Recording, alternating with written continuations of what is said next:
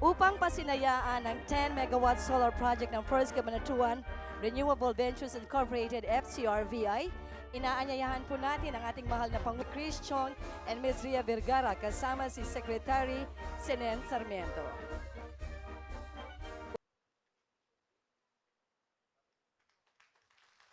At formal na nga pong napasinayaan ang FCRVI 10 megawatt solar project. Maraming salamat, Pangulong Aquino. And of the Holy Spirit, let us pray. Lord, we lift of our lives today. Pag-retire ko po, dahil dinala sa akin ni Bernie yung aking si schedule. Ay, syempre si Sister Mel. Nakakadamay natin sa marami larangan. Okay. Ngayon nga po, nagtitipon po tayo para pasinayaan ang 10 megawatt. Batid po natin kayo mismo rito sa Nueva Ecija, damang epekto ng climate change. Dahil sa climate change, nagbabago, humahaba ang panahon ng tag-init. At naman yun ang pagtakbo ko, Senador.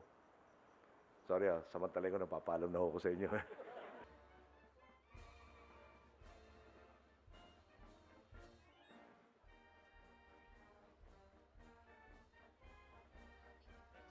Thank you so much po. Ang DOE and LBP officials with FCRV officials na po.